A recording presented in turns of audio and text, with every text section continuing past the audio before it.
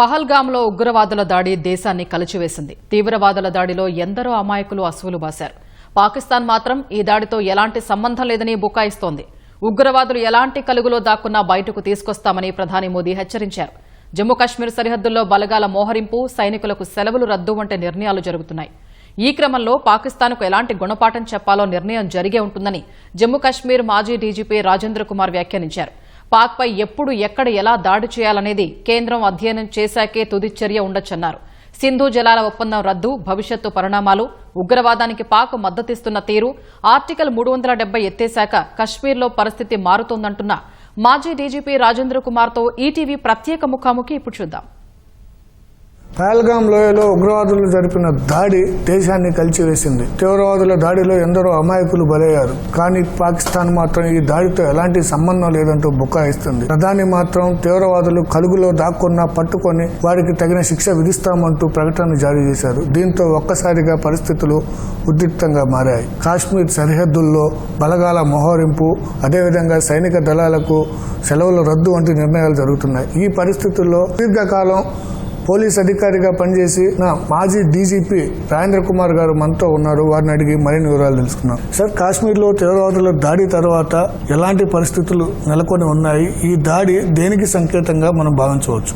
ఈ ఘటన మన దేశం మొత్తంలో కాన్షియస్ అరౌజ్ చేసింది. 25 మంది టూరిస్టులు, 26 మంది టూరిస్టులు అక్కడికి వెళ్తే వాళ్ళని సెగ్రిగేట్ చేసి రిలీజియన్ అడిగి మరి కాల్చి చంపడం అనేది ఇది unacceptable for a country like us. అంతేకాకుండా ఫిబ్రవరి 2019లో పుల్వామా ఇన్సిడెంట్ జరిగింది. పుల్వామా ఇన్సిడెంట్ లో లష్కర్ తోయిబా ఇన్వాల్వ్ అయిపోయింది. ఆ తర్వాత ఆగస్టులో ఆర్టికల్ 370 తీసేయడం జరిగింది. అప్పటి నుంచి ఎలిట్ లష్కర్ తోయిబా దీని నుంచి డిస్టెన్స్ చేసుకున్నాను అని చెప్పింది. కానీ ఒక షాడో మాస్క్ లాగా డిసోసియేట్ చేసుకున్నా కూడా దానికి ముందు ఫ్రంట్ ఆర్గనైజేషన్ టీఆర్ఎఫ్ ని పెట్టింది. అది లోకల్ ఆర్గనైజేషన్, ఇది పాకిస్తాన్ తో సంబంధం లేదు, లష్కర్ తోయిబాతో సంబంధం లేదు, మేము ఇంటర్నల్లీ చేస్తున్నాం అని చెప్పింది ఆర్గనైజేషన్ టీఆర్ఎఫ్. సో ఈ యొక్క పహల్గామ్ లో జరిగిన సంఘటన కాగానే వెంటనే టీఆర్ఎఫ్ క్లెయిమ్ చేసింది. ఆర్టికల్ 370 తీసిన తర్వాత 85,000 మందికి డొమిసైల్ సర్టిఫికెట్ ఇచ్చారు. వీళ్ళు ఇక్కడ డెమోగ్రఫీ మార్చేస్తున్నారు, అందుకని మేము వీళ్ళని చంపుతున్నాము అని చెప్పి ఒక స్టేట్మెంట్ క్లియర్గా ఉంది. అటువంటిది క్లెయిమ్ చేసి ఎప్పుడైతే మనం చర్య తీసుకున్నామో ఇమీడియట్ గా ఇండస్ వాటర్ ట్రీటీని మనం దాన్ని అబెన్స్ లో పెట్టాము, బార్డర్స్ క్లోజ్ చేశాము, దౌత్య సంబంధాలు డౌన్ గ్రేడ్ చేశాము, వాగా బార్డర్ ని క్లోజ్ చేశాము, పాకిస్తానీస్ అందరినీ వెళ్ళిపోమని చెప్పాము, వీసాస్ రద్దు చేశాము. ఈ స్టెప్స్ అన్ని తీసుకునేసరికి సడన్ గా ఇవాళ మళ్ళీ ఇదే టీఆర్ఎఫ్ ది రెసిస్టెన్స్ ఫ్రంట్ ఇంకొక స్టేట్మెంట్ ఇచ్చింది. మాకు తెలియకుండా మా యొక్క వెబ్సైట్ ని మ్యానిపులేట్ చేసి ఎవరో ఇట్లాంటి స్టేట్మెంట్ ఇచ్చారు, మాకు దీంతో ఈ కాల్పులతో ఏం సంబంధం లేదు. అంతేకాకుండా భారతీయ ఏజెంట్స్, ఇండియన్ ఏజెంట్స్ మా టెక్నాలజీని మ్యానిపులేట్ చేసి వాళ్ళు అప్లోడ్ చేసేదాన్ని మాకేం సంబంధం లేదు అని చెప్పి వాళ్ళు ఇప్పుడు కంప్లీట్లీ డిజోన్ చేసుకున్నారు. పాకిస్తాన్ ఆర్మీ చీఫ్ ఆసిమ్ మునీర్ ఏం చెప్పాడు? ఏమనంటే హిందూస్ వేరు, ముస్లిమ్స్ వేరు, మనం కలిసి ఉండలేము, మన పిల్లలకి అందరికి చెప్పండి మన హిస్టరీ, మనం చాలా సుపీరియర్ అని రకరకాలుగా చెప్పి కశ్మీర్ మనకి జుగులార్ వెయిన్ లాంటిది అని చెప్పి ఒక రకంగా సిగ్నల్ ఇచ్చాడు. అంటే సార్, ఇప్పుడు అసలు యాక్చువల్ గా పాకిస్తాన్ లో పరిస్థితులు కూడా అంతా వాళ్ళకి ఫైనాన్షియల్ గా ఇన్స్టెబిలిటీ ఉంది, అక్కడ తీవ్రవాద చర్యలు, బలూచిస్తాన్ నుంచి ప్రెషర్ ఉంది. ఇన్ని ఉన్నా కూడా పాకిస్తాన్ ఎలాంటి దుశ్చర్యలకు ఎందుకు ఇచ్చేస్తుంది? వాళ్ళ ఆర్మీ చీఫ్ కూడా అలా ఎందుకు మాట్లాడుతున్నాడు అంటారు? ఆ ఆర్మీ చీఫ్ బ్యాక్గ్రౌండ్ మీరు చూస్తే వాళ్ళ ఫాదర్ ఒక ఇస్లామిక్ స్కాలర్, టీచర్ గా పనిచేసేవాడు, Islamic scholar. Ziaul Haq army chief గా ప్రెసిడెంట్ గా ఉన్నప్పుడు ఇతను ఆర్మీలో రిక్రూట్ అయ్యాడు. ఆ వాల్యూస్, ఆ ఇస్లామిక్ ఫండమెంటల్ వాల్యూస్ లో పాకిస్తాన్ ఆర్మీలో అతను రైజ్ అయ్యాడు. అంతేకాకుండా 2019 ఫిబ్రవరిలో పుల్వామా జరిగినప్పుడు ఇతనే డీజీ ఐఎస్ఐ గా ఉన్నాడు. ఇప్పుడు మళ్ళీ ఇతను ఆర్మీ చీఫ్. ఆ సిగ్నల్ ఇవ్వడం వీళ్ళకి అంటే ఒక ప్లాన్ ప్రకారం, పద్ధతి ప్రకారం ఇవన్నీ జరిగాయి ఇవి. సో ఎందుకు అంటే ఆర్మీ, పాకిస్తాన్ ఆర్మీ బెలూచిస్తాన్లో చాలా దెబ్బలు తింటా ఉంది. కాబట్టి ఇతను అటెన్షన్ డైవర్ట్ చేయడానికి, పాకిస్తాన్ లో ప్రస్తుతం ఉన్న పరిస్థితులు, పబ్లిక్ లో ఉన్న అసంతృప్తి డైవర్ట్ చేయడానికి ఈ ఒక్కటి మొదలు పెట్టాడు. వాడికి తెలుసు దీంతో ఇట్లాంటి చేస్తే ఇండియా ఒక విధమైన చర్యలు తీసుకుంటుందని. ఆ చర్యలు తీసుకోగానే అక్కడ పాకిస్తాన్ మొత్తం, అక్కడ పబ్లిక్ మళ్ళీ ఆర్మీ సపోర్ట్ చేస్తారన్న ఉద్దేశంతో ఇది చేసి ఉంటాడని చెప్పి నా యొక్క అసెస్మెంట్. దాడి జరిగిన తర్వాత మన ప్రభుత్వం కొన్ని చర్యలు తీసుకుంది. అందులో భాగంగా సింధు జలాలని ఆపేస్తాం పాక్. ఈ చర్య పాకిస్తాన్ కట్టడి చేయగలుగుతుందా? ఇది సాధ్యమవుతుందంటారా? ఇండస్ వాటర్ ట్రీటీని అబేయన్స్ లో పెట్టడం అనేది చాలా మేజర్ స్టెప్ భారత ప్రభుత్వం తీసుకోవటం. 1960లో వరల్డ్ బ్యాంక్ ద్వారా 2 కంట్రీస్ మధ్య చేయడం జరిగింది.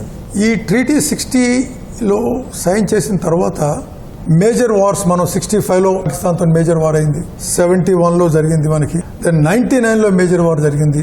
ఆ తర్వాత గత 30-40 ఏళ్ళుగా వీళ్ళు ఎంత టెర్రరిజం చేస్తున్నా కూడా ఇండస్ వాటర్ ట్రీటీని మనం ఎప్పుడు కూడా టచ్ చేయలేదు. మనం ఈ ఇండస్ వాటర్ ట్రీటీ అనేది ఒక వాడికి ఫేవర్ గా ఉంది, పాకిస్తాన్ ఫేవర్ గా ఉంది, మనకి అన్ఫేవరబుల్ గా ఉంది.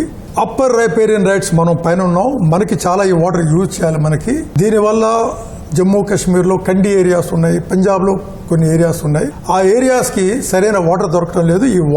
ఈ ట్రీటీని రీనెగోషియేట్ చేయాలని చెప్పి ముందు నుంచి డిమాండ్స్ చాలా ఉన్నాయి, కానీ ఇప్పుడు మనం చేయలేదు. అటువంటిది ఎంత ప్రెషర్లోకి వస్తే ఆ ట్రీటీని మనం ఇప్పుడు అబేన్స్ లో పెట్టాం. దీంతో పాకిస్తాన్ లో 80% ఇరిగేషన్, పంజాబ్ లోను సింధులో, ఆల్రెడీ సింధులో వాళ్ళకి ప్రాబ్లమ్స్ ఉన్నాయి, వాటర్ షార్టేజ్ అని చెప్పి. సో 80% ఇరిగేషన్ మీద ఎఫెక్ట్ పడుతుంది వాళ్ళకి. పాకిస్తాన్ కి జీడిపిలో 23 to 25% ఎఫెక్ట్ పడుతుంది వాళ్ళ యొక్క జీడిపిలో. అది short term, medium term and long term 3 రకాలుగా. ప్లస్ మన తరఫున చూస్తే మనం మన యొక్క ఇరిగేషన్స్ పెంచుకోవచ్చు, మన యొక్క హైడ్రో ఎలక్ట్రిక్ పవర్ కెపాసిటీని పెంచుకోవచ్చు, ఎలక్ట్రిసిటీ చాలా జనరేట్ చేయొచ్చు. పంజాబ్ అండ్ జమ్మూలో, జేఎండ్కేలో చాలా ఇంప్రూవ్మెంట్ చేయొచ్చు మనం. అది దానివల్ల మీరు కాశ్మీర్ని దగ్గరగా ఇప్పటికి కూడా పరిశీలిస్తున్నారు. అంటే సింధు వాటర్ ప్రభుత్వం ప్రకటించిన నాటికి ఈనాటికి తగ్గిందా సార్? సింధు జలాల విడుదల తగ్గిందా? రివర్ లో ఎలాంటి ఫ్లో ఉంది ఏంటి? అది పాకిస్తాన్ రిలీజ్ చేసింది. 20th నాడు ఎంత డిశ్చార్జ్ ఉంది water, as on yesterday 25th ఎంత వాటర్ డిశ్చార్జ్ ఉంది అనేది పాకిస్తాన్ రిలీజ్ చేసింది. ఆ లెక్క ప్రకారం చూస్తే అప్ స్ట్రీమ్ లో 33% డిక్లైన్ ఉంది, డౌన్ స్ట్రీమ్ లో ఒక 53-54% ఆల్రెడీ డిక్లైన్ పాకిస్తాన్ చూపిస్తుంది. అది సరే, అది వాళ్ళ యొక్క రివర్ వాటర్ కౌన్సిల్ ఏదైతే ఉందో వాళ్ళు రిలీజ్ చేసిన డాక్యుమెంట్స్ లో అది చూపించింది. అది సరే, హఫీజ్ సయీద్ లాంటి ప్రపంచం గుర్తించిన ఉగ్రవాదితో పాటు మరో 90 మంది కూడా పాకిస్తాన్లో ఉన్నారు. వారిని అసలు కట్టడి చేయడం ఎలా? మనం ఎలాంటి చర్యలు తీసుకుంటే వాళ్ళని కట్టడి చేయొచ్చు? అసలు పాకిస్తానే టెర్రర్ ఫ్యాక్టరీ.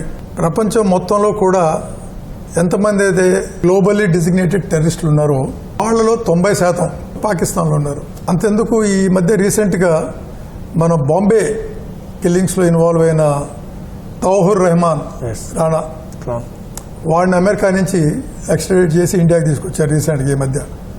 వాడి లింక్ కూడా పాకిస్తాన్తో ఉంది. సో ఆ లెక్క ప్రకారం చూస్తే Pakistan is a failed state, uses terror as a state policy, A failed economy. కాబట్టి పాకిస్తాన్తో మనం ఏమి ఎక్కువ ఎక్స్పెక్ట్ చేయకూడదు. పాకిస్తాన్ అది తొవ్విన గుంటలో అదే పడుతుంది ప్రస్తుతం. పిఓకేకి మనకి మధ్య ఎంత బోర్డర్ ఉంటుంది? ఆ పిఓకే నుంచి వలసలను అడ్డుకోవటం, కట్టడి చేయడంలో ఇంతకాలం నుంచి కొనసాగుతూ ఉంది కదా, దాన్ని ఎలా చేయొచ్చు అంటారు sir? As per instrument of accession signed by then Maharaja of Jammu and Kashmir, entire state of Jammu and Kashmir as it existed on 15th August 1947 is part of India, which part of it has been illegally occupied by Pakistan. అది ఇప్పుడు PoK అక్కడ ఉంది across. Legally is part of India, it's under illegal occupation of Pakistan. 1994 parliamentary resolution కూడా ఉంది that PoK shall be liberated and taken over by India అని చెప్పి. ప్రస్తుతానికి మనకి పాకిస్తాన్ మధ్య 1971 వార్ తర్వాత 72లో షిమ్లా అగ్రిమెంట్ జరిగింది. షిమ్లా అగ్రిమెంట్ ప్రకారం ఏదైతే సీజ్ ఫైర్ లైన్ అయితే ఉందో దాన్ని మనం ఎల్ఓసి కింద కన్వర్ట్ చేసాం. కన్వర్ట్ చేసి ఎనీ ఇష్యూ, ఏదైనా ఇష్యూ కూడా బయోలేటరల్లీ డైలాగ్ మనం రిజాల్వ్ చేసుకుందాం without any third party intervention లేకుండా. So that effectively excludes United Nations లేదా దాని రిజల్యూషన్స్ 1948లో ఫామ్ చేసిన యుఎన్ రిజల్యూషన్స్ పాస్ చేసినవి అవన్నీ కూడా అబేన్స్లో ఉంది. It's only between India and Pakistan. POK is nothing but it's an integral part of India. దానికోసం మన భారత రాజ్యాంగంలో 24 సీట్స్ ఇప్పటికీ పాకిస్తాన్లో రిజర్వ్ ఉన్నాయి. As and when POK is integrated with India, those 24 seats MLA seats will be filled. పిఓకేని స్వాధీనం చేసుకోవాలి, మన సైనిక దళాలు పిఓకేలో ఎంటర్ కావాలన్న వాదన బలంగా దేశంలో వినిపిస్తుంది. ఇది అసలు సాధ్యమా? మన యొక్క సిసిఎస్ మొన్న ఏ రోజైతే ఇన్సిడెంట్ జరిగిందో ఆ రోజు cabinet committee on security meeting జరిగింది. అందులో చాలా విషయాలు డిస్కస్ చేశారు. అందులో ఎన్ని విషయాలు కూడా డిస్కస్ అయి ఉంటాయి. ఆ తర్వాత ఎక్స్టర్నల్ అఫైర్స్ మినిస్ట్రీ నుంచి స్పోక్స్ పర్సన్ కొన్ని నిర్ణయాలు, అందులో ఇండస్ వాటర్ ట్రీటీ ఇవన్నీ కూడా వచ్చి అనౌన్స్ చేశారు. ఇది ఒక స్టెప్. అది తర్వాత నెక్స్ట్ స్టెప్ ఏం చేయబోతున్నాము అనేది ఈజ్ అ పొలిటికల్ డెసిషన్ తీసుకొని ఉంటారు ఆల్రెడీ. అది ఎప్పుడు చేయటం, ఎలా చేయటం, ఏ విధంగా చేయటం, ఎంత ఎఫెక్టివ్గా చేయటం, దానివల్ల ఎఫెక్ట్ ఏమిటి, మనకు కావాల్సిన ఎండ్ రిజల్ట్ ఏమిటి, పొలిటికల్ రిజల్ట్ ఏం రావాలి, మనకి మిలిటరీ రిజల్ట్ అంటే ఆబ్జెక్టివ్స్. మన ఆబ్జెక్టివ్స్ అన్నీ అవి చూసి అవి అసెస్ చేసుకొని మనకి తగ్గ టైం ప్రకారం మన నేషనల్ ఇంట్రెస్ట్, నేషనల్ రిక్వైర్మెంట్ దాని ప్రకారం భారత ప్రభుత్వం తగిన చర్యలు తీసుకుంటుంది. ఎప్పుడు ఎక్కడ ఏమిటనేది ఎవరు చెప్పలేరు. అది ఓన్లీ ప్రభుత్వం లెవెల్లోనే, ఆ లెవెల్లోనే తెలుస్తుంది వాళ్ళకి. అంటే పిఓకేలో మనం ఎంటర్ అయితే ఏమైనా పరిణామాలు, ఎలాంటి పరిణామాలు ఉత్పన్నమయ్యే అవకాశం ఉంది సార్? ఒకసారి ఒక ఆబ్జెక్టివ్ మనం డిసైడ్ చేసుకున్న తర్వాత, ఒక చర్య తీసుకోవడానికి డిసైడ్ చేసిన తర్వాత దానికి ఉన్న ఎఫెక్ట్స్ దాంతో అవి కూడా అబ్జర్వ్ చేసుకునేటట్టుగా ముందే మనం డిసైడ్ చేసుకోవాలి, చూడాలి. అన్నీ అసెస్మెంట్ అన్నీ జరుగుతాయి. ఆ ప్రకారమే చర్యలు తీసుకోవడం జరుగుతుంది. ఐఎమ్ షూర్ ఎవరైతే ఈ డెసిషన్ తీసుకుంటారో అప్పుడు దానికి వచ్చే రిపర్కషన్స్ ఏమిటి అవన్నీ ఆలోచించే, మళ్ళీ దానికి కావలసిన రెమెడీస్ ఏమిటి, వాటిని ఎలాగ హ్యాండిల్ చేయటం అనేది ఆలోచించే ఈ డెసిషన్స్ తీసుకొని ఈ యాక్షన్ తీసుకుంటారు. సార్, చొరబాట్లను అరికట్టేందుకు బోర్డర్స్ని సీజ్ చేయడం ఒక ఎత్తు అయితే, అక్కడ ఉన్నటువంటి భద్రతా బలగాల మధ్య సమన్వయాన్ని ఎలా చేకూర్చాలి, ఎలాంటి సమన్వయం ఉందనుకుంటున్నారు? జమ్మూ కాశ్మీర్లో గత 35-40 సంవత్సరాల నుంచి ఏదైతే ఈ యొక్క వాతావరణం నెలకొందో, అంటే కొంతమంది డిస్గ్రంటిల్డ్ ఎలిమెంట్స్ని, రాడికలైజ్డ్ ఎలిమెంట్స్ని వాళ్ళు ట్రైన్ చేసి ఇక్కడికి పంపించి అల్లకల్లోలాలు సృష్టించి అయితే పాకిస్తాన్ చేస్తూ ఉందో, ఇది 40 ఏళ్ళ నుంచి మనం డీల్ చేస్తూ ఉన్నాం. మొదట్లో పోలీస్ డీల్ చేస్తూ ఉండేది. తర్వాత ఎప్పుడైతే ఏ విధంగా అయితే ఈ యొక్క ఇంటెన్సిటీ పెరిగిందో కేంద్ర బలగాలు కూడా వచ్చాయి. దెన్ ఆర్మీ ఆల్సో ఇన్వాల్వ్ అయింది. ఎందుకంటే బార్డర్ నుంచి చాలా ఇన్ఫిల్ట్రేషన్ జరుగుతూ పోయింది. Over a period of time ఈ central forces, local police plus civil administration మధ్య ఒక సినర్జీ అనేది ఏర్పడింది. Working relationship, understanding and strong bond ఏర్పడింది. సో ఇప్పుడు ఏ యాక్టివిటీస్ చేసినా కూడా అన్నీ కలిపి అందరూ కూర్చొని డిస్కస్ చేసి there is a unified command, unified headquarter ఉంది, headed by earlier by the chief minister, now by the lieutenant governor. He is the head of the unified command. ఆయన ఆర్డర్ కింద, ఆయన కింద ఇవన్నీ బలగాలు, ఆర్మీ కానీ, జేఎండ్కే పోలీస్ కానీ, central reserve police force కానీ, ఇంకా మిగతా వేరియస్ కేంద్ర బలగాలు ప్లస్ ది సివిల్ అడ్మినిస్ట్రేషన్ ఒక పాలసీ లేయడం చేస్తారు, డిస్కస్ చేస్తారు. ఆ పాలసీని గ్రౌండ్లో మిగతా అందరూ కూడా కంపల్సరీగా ఇంప్లిమెంట్ చేస్తారు. So there is a very good coordination, సమన్వయం ఎప్పుడూ ఉంటుంది ఆపరేషన్స్లో. సార్, ఇంకపోతే పహల్గామ్ దాడి తర్వాత ఎన్నడూ లేనట్లుగా స్థానికంగా నుంచి కూడా మనకి అనుకూలత వాతావరణం ఉంది. అక్కడి ప్రజలు కానీ, వ్యాపారులు కానీ స్వచ్ఛందంగా వచ్చి బంద్ చేస్తున్నారు. సో ఇది మనకి ఎలాంటి పరిణామంగా మీరు అభివర్ణిస్తారు? దీన్ని 370 కంటే ముందు, 370 కంటే తర్వాత 2 ఫేజెస్ కింద చూడండి మీరు. ఆర్టికల్ 370 తీయడానికి ముందు మీరు చూస్తే ఆ పరిస్థితుల్లో రోజు స్టోన్ పెల్టింగ్ జరుగుతూ ఉండేది, హడతాల్ కాల్స్ ఉండేవి, సెపరేటిస్టులు అందరూ స్ట్రీట్స్ మీదకి వచ్చేవాళ్ళు, రోజు పేపర్స్లో స్టేట్మెంట్స్, కిల్లింగ్స్ ఇవన్నీ జరుగుతూ ఉండేవి. సో పబ్లిక్ మైండ్లో కూడా ఏముండేదంటే కాన్స్టిట్యూషన్, సెపరేట్ కాన్స్టిట్యూషన్, జేఎండ్కేకి సెపరేట్ కాన్స్టిట్యూషన్ ఉంది, ఆర్టికల్ 370, జేఎండ్కేకి సెపరేట్ ఫ్లాగ్ ఉంది. సో వాళ్ళ మనసుల్లో కూడా, మైండ్లో కూడా ఏముంది అంటే, ఇది ఇప్పుడన్నా మేము సెపరేట్ అవుతాం, మాకు అటానమీ ఉంది అన్ని రకాలుగా, భారత ప్రభుత్వం మమ్మల్ని ఏం చేయలేదు, 370 పర్మనెంట్. కాన్స్టిట్యూషన్ ప్రకారం ఆర్టికల్ 370 వాజ్ ఏ టెంపరీ. దాన్ని ఇన్సర్ట్ చేసినప్పుడు చెప్పారు article 370 it's a temporary article, as and when the situation improves it can be removed అని చెప్పి. జేఎండ్కేలో tourism is the main industry. పెద్ద ఎత్తున టూరిస్టులు పోతే అక్కడ హోటల్స్కి బిజినెస్ వస్తూ ఉంది, షాప్ కీపర్స్కి బిజినెస్ వస్తుంది, ట్యాక్సీ వాళ్ళకి బిజినెస్ ఉంది, హ్యాండీక్రాఫ్ట్స్కి బిజినెస్ ఉంది. పోలీస్ చాలా ప్లేసెస్లో, ఈ టూరిస్ట్ ప్లేసెస్లో గుర్రాల మీద పోతూ ఉంటారు. ఎక్కడికైతే ట్రాక్స్ ఉండో అక్కడ ట్రెక్కింగ్ వాటిలో, లైక్ ఈ బైసరన్ ప్లేస్ ఉంది, అక్కడ పోవాలంటే 5 కిలోమీటర్లు గుర్రాల మీద పోవాలి. ఆ గుర్రాలు నడిపించే పోనీ వాళ్ళస్ ఉంటారు, వాళ్ళకి ఆదాయం రావడం, అంటే వాళ్ళకి కూడా ఆదాయం రావడం.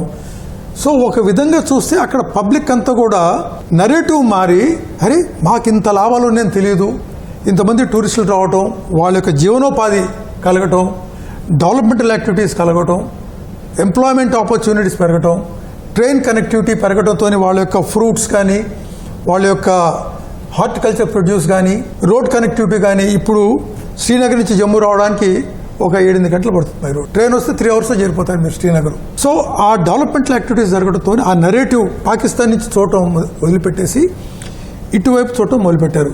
పబ్లిక్కి తెలిసిపోయింది మమ్మల్ని ఇంతకాలం అంధకారంలో ఉంచారు, ఇప్పుడు మాకు ఒక విధంగా డెవలప్మెంట్ కనపడతా ఉంది కాబట్టి వాళ్ళు ప్రజలు ఈ సైడ్ రావడం మొదలుపెట్టారు. అంటే ఒకప్పుడు లాఠీ వాడి చేతిలో ఉంది, మిలిటెంట్స్ చేతిలో ఉంది. ఇప్పుడు మనం ఎప్పుడైతే గట్టిగా మనం చూపించే వాళ్ళకి మన యొక్క స్టేట్ అథారిటీని ఎక్సర్సైజ్ చేసాము, సరైన మార్గం చూపించాము, ఆటోమేటిక్గా ప్రజలు మన సైడ్ వస్తారు. That is what is happening now. దాన్ని చూసి అక్కడ ప్రజలు కూడా ఏం ఫీల్ అయ్యారంటే వాళ్ళ పొట్టలు కొట్టినట్లు లెక్క ఇది. ఒక విధంగా టూరిస్టులు అక్కడ చంపారంటే టూరిజం ఆగిపోద్ది అక్కడ. వాళ్ళ జీవనోపాధిలో 80% అక్కడ వాళ్ళు దెబ్బతింటారు. వాళ్ళ హోటల్స్ కానీ ఈ సీజన్ పోయినట్లు లెక్క వాళ్ళకి. మరి వాళ్ళ జీవనోపాధి దెబ్బతిందంటే వాళ్ళు తప్పకుండా వాళ్ళకి అగైనెస్ట్ అవుతారు. అందుకే వాళ్ళందరూ కూడా పబ్లిక్ బయటకు వచ్చి దీన్ని కండెమ్ చేశారు. వాళ్ళే కాదు, ప్రపంచంలో ప్రతి దేశం, పాకిస్తాన్కి ఫ్రెండ్స్ అనుకున్న దేశాలు కూడా ఈ యొక్క ఇన్సిడెంట్ని స్ట్రాంగెస్ట్ టర్మ్స్లో కండెమ్ చేసింది. కాశ్మీర్లో భారత ప్రభుత్వం తీసుకున్న చర్యలు చాలా అభినందనీయంగా ఉండటం వల్లే అక్కడ ప్రజల నుంచి సానుకూల వాతావరణం మనకు వ్యక్తం అవుతుందని, ఇకపోతే పాకిస్తాన్కు తగిన గుణపాఠం చెప్పే రోజు త్వరలోనే ఉంటుందని రాజేంద్ర కుమార్ గారు చెప్తున్నారు. Rangarao, ETV news, Hyderabad.